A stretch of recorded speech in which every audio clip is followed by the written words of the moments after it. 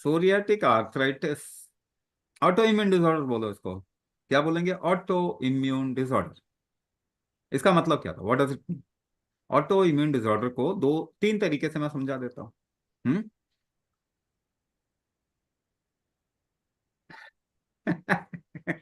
अभी तक क्या सोच रहे थे अनिल चौहान जी? अच्छा, मैं दो तीन तरीके से इसको समझा देता हूँ, आप समझिए। आपके शरीर में रीजनरेशन होता, डीजनरेशन होता, नए सेल्स बनते हैं और पुराने सेल्स खत्म होते हैं। ठीक है? इसका बैलेंस बिगड़ गया, ऑटो इम्यून डिसऑर्डर हो जाएगा। दूसरी बात,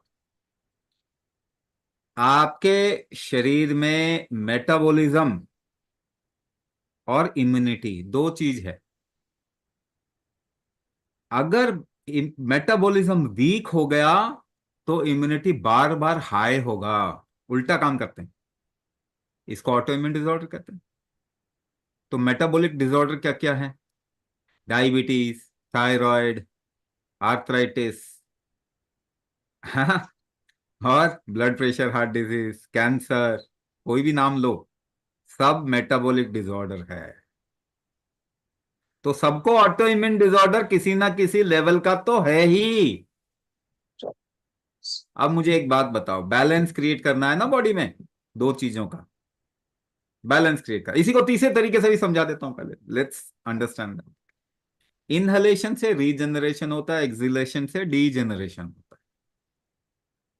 इनहलेशन, एक्सलेशन, आप किसी गाड़ी के पीछे धुआं निकल रहा है खूब सारा, आप उसके नजदीक जाते हैं, वो आपके पास से गुजरती है, आप क्या होता है, सांस क्या होता है, रोक लेते हैं, आप बॉडी रोक लेता है। अब मुझे एक बात बताओ, 100 साल के अंदर क्या हमने अपना वातावरण बदल दिया? अगर हवा खराब होती है तो आपकी सांस प्रॉपर नहीं आती। आपने और हमने मिलके सबने वातावरण ही खराब कर दिया। इन फिरंगियों के चक्कर में पड़ के पिछले 400 साल के अंदर सारी दुनिया बर्बाद हो चुकी है, आपको मालूम भी नहीं। तो क्या आपके अंदर ये इनहलेशन एक्सलेशन का बैलेंस बचा है? अच्छा, example, practical experiment, practical experiment, एक पांव पे खड़े हो जाके देखना, कभी भी टाइम मिले आपको, फ्री टाइम में एक पांव पे खड़े होके देखना कैसे बैलेंस बनाते हैं। ट्राई करके देखना, नहीं तो अभी एक काम करके देखो, आपके सामने दीवार है अगर कोई, या कोई पॉइंट चूज करो और उस पर फोकस करिए। बिल्कुल फोकस हिलना नहीं चाहिए, बिल्कुल स्थिर फोकस। देखिए पीछे क्या हो रहा है आपके अंदर, सांस रुक रही है, स्लो हो रही है, स्लो हो रही है सांस। जितना स्लो होगा उतना फोकस होगा, जितना रोकेंगे उतना फोकस होगा। तो अगर आपका बैलेंस नहीं है तो इसका मतलब क्या? अगर आपका फोकस नहीं है तो इसका मतलब क्या? आपकी सांस रोकने की क्षमता नहीं है। माइंड को कितने लोगों को कंट्रोल करना है, बताओ? हाथ भी उठाते हुए नहीं देख सकते, कैमरा बंद है सबके, कैसे देखेंगे? कैसे बताओगे? तो वहां पे हाथ उठाने का जो है ना, वो हाथ उठाओ, इलेक्ट्रॉनिक हाथ उठाओ। माइंड को रोकना, कितने लोगों ने कोशिश किया, कितने लोगों ने कितनी किताबें पढ़ी, नहीं हुआ ना काम। ध्यान करने की कोशिश की, मेडिटेशन करने का, कि नहीं होता ना मेडिटेशन। देखो, धोखा देना बड़ा आसान है अपने आप को, मगर सच्चा बोलना पड़ेगा तब जाके सोल्यूशन मिलेगा। सच बोलना पड़ेगा। अभी एक काम करो, वो पॉइंट देखा था ना जो, उस पॉइंट पे फोकस करो थोड़ा, थोड़ा पॉइंट पे फोकस करो। मुंह खोलो, मुंह थोड़ा सा खोल लीजिए, सांस रोक लीजिए। अब सोच के देखो, ट्राई थिंकिंग।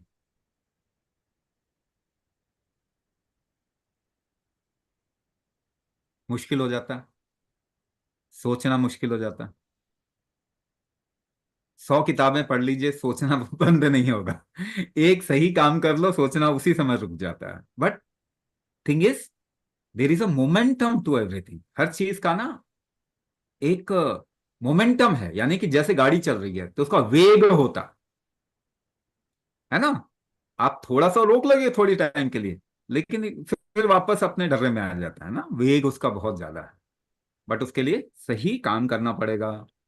तो आपका बैलेंस कैसे बनता है? सांस रोक के बनता है। आपका दिमाग किस पे काम करता है? आपकी सांस की गति पे काम करता है।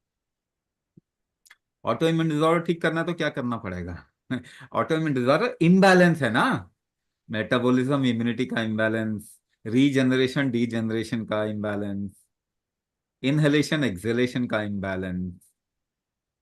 कंट्रोलिंग फैक्टर क्या है आपके अंदर? बैलेंसिंग फैक्टर क्या है आपके अंदर? सांस को रोकना। एक पांव पे बैलेंस करने की कोशिश करेंगे, देखेंगे सांस रोक पाएंगे तो बैलेंस अच्छा हो पाएगा, नहीं तो नहीं होगा।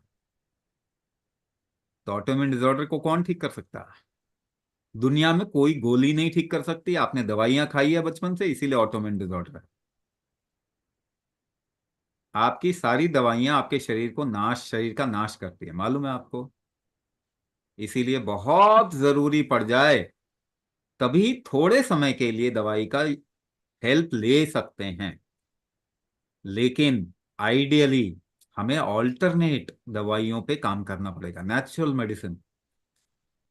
जरूरत पड़ने पर आयुर्वेद के ऊपर काम करना पड़ेगा, नेचुरोपैथी के ऊपर काम करना पड़ेगा, ऑल्टरनेट के ऊपर काम करना पड़ेगा। लेकिन कोई भी दवाई आपको ठीक नहीं कर सकती, ये भी गारंटी है। चाहे वो केमिकल हो, केमिकल की वजह से बर्बाद हैं हम सारे, मगर नेचुरल भी आपको ठीक नहीं कर सकते, क्योंकि वो आपकी शक्ति नहीं बढ़ाती।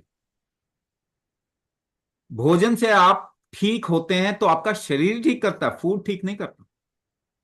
80 साल का इंसान 80 साल तक भोजन किया, सुपरमैन बन गया क्या? कि कमजोर हो गया? कमजोर हो गया। भोजन खाते खाते सब कमजोर होते जाते हैं। ये तो आपका एक्सपीरियंस भी बता रहा है।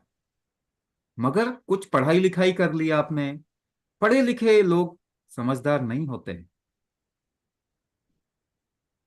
पढ़े लिखे लोग मूढ़ होते हैं।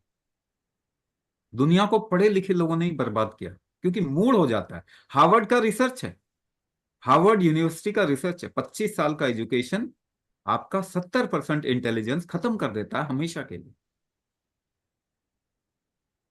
तो अपनी एजुकेशन का सहारा लेंगे तो और बर्बाद होते जाएंगे, अपनी विजडम का सहारा लेंगे तो और आबाद अच्छे होते जाएंगे, अपनी समझदारी का सहारा ले, है ना। तो आपके शरीर की शक्ति ही है जो आपको ठीक कर, और वो शक्ति कुंभक से बढ़ती।